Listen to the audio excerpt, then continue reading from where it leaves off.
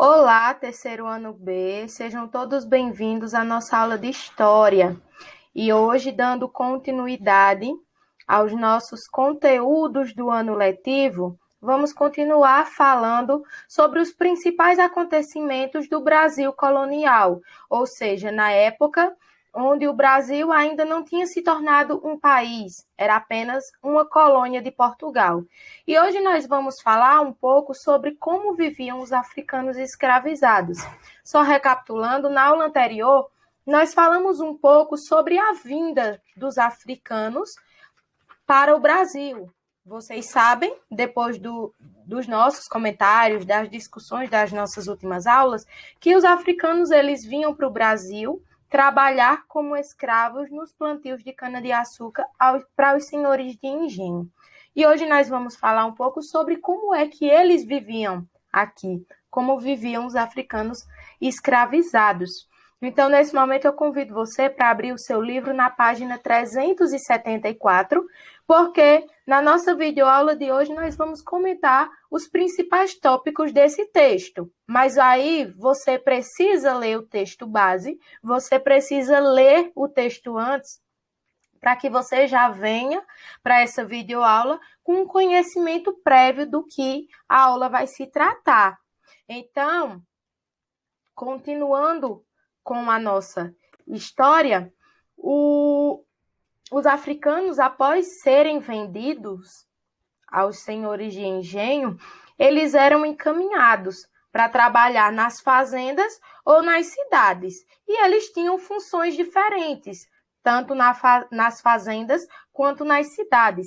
Nas fazendas, os escravos trabalhavam desde o nascer do sol até o anoitecer. Eles trabalhavam em tarefas que exigiam grande esforço físico. Em geral, eles eram muito mal alimentados e frequentemente eles sofriam muitos castigos físicos quando eles não atendiam à ordem dos seus senhores. Por isso, muitos chegavam a morrer ainda jovens. Muitos escravos, por não obedecerem à ordem dos seus senhores, eram mandados para o tronco, para serem chicoteados. E assim, muitos deles chegavam à exaustão, não se alimentavam, eram castigados com falta de comida, então muitos dos escravos morreram ainda jovens. E dando continuidade, nas fazendas, os africanos eles viviam em habitações coletivas, como vocês podem ver aí na imagem que eu coloquei. Essas habitações coletivas se chamavam de senzalas. Essas senzalas elas eram fechadas, escuras, úmidas e sem higiene.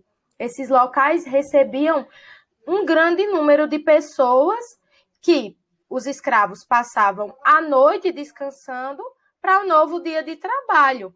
Eles também, durante a noite, as senzalas eram vigiadas para evitar de que os escravos fugissem. Então, nas fazendas, eram assim que os africanos escravizados viviam. Já nas cidades, diferentemente dos escravos nas fazendas de engenho de cana-de-açúcar, os escravos eles tinham várias funções. Na cidade, os escravos trabalhavam de carpinteiros, barbeiros, sapateiros, e o dinheiro conquistado por eles era dado aos seus senhores. Alguns desses escravos se tornavam escravos de ganho. E o que eram os escravos de ganho? Eram aqueles escravos que vendiam produtos em nome dos seus donos, ou seja, em nome dos seus senhores, e ficavam com uma parte do dinheiro do que era vendido. E muitos escravos guardavam, juntavam esse dinheiro para, no futuro, tentar comprar a própria liberdade. Então, vejam aí, eles foram retirados de sua própria terra natal e, para serem libertos, muitos trabalhavam a vida toda para juntar quantidades de dinheiro para comprar, no final da vida, talvez, sua própria liberdade. Então, os sofrimentos, os absurdos que os escravos africanos passavam aqui no Brasil não acabaram por aí. né? Os escravos, eles também eram obrigados a se comunicar em língua portuguesa, que obviamente não era a língua dos africanos. Então, eles eram obrigados a se comunicar em língua portuguesa e também seguir a religião católica, que de fato não foi a religião que os africanos conheciam, porque a religião católica foi trazida aqui para o Brasil pelos portugueses. Então, além disso, eles não podiam manifestar a sua religião. Manifestações de seus costumes e de sua religião, principalmente o candomblé, que é uma religião de matriz africana, eram proibidos. Então, mesmo assim, os africanos eles encontraram formas de driblar esses absurdos de não poderem praticarem seus próprios costumes, sua própria cultura. Cultura é um conjunto de costumes. Então, a cultura africana, ela foi meio que apagada quando ela chegou aqui no Brasil. Mas, mesmo assim, muitos encontravam meios de driblar essas regras e muitos grupos conseguiam manter suas tradições, festas, rituais. E como eles conseguiam fazer isso, pessoal? Já que era escondido, já que era proibido. Eles faziam, como eu já falei anteriormente, escondido. Eles faziam suas tradições, suas festas e seus rituais, realizando as escondidas, para que não fossem castigados. Então, era assim que os escravos africanos viviam aqui no Brasil, tá bom? Nós vamos continuar falando na aula presencial sobre esse mesmo tema e eu espero que vocês tenham compreendido os principais aspectos de como os africanos escravizados viviam aqui no Brasil. Finalizando essa videoaula casa, nós ficamos com a atividade de casa. A atividade extra classe de hoje é a pesquisa que está presente na página 375 sobre as manifestações culturais africanas. Então, como diz a questão, em diversos lugares de nosso país, nós encontramos monumentos ou manifestações culturais relacionadas à cultura africana.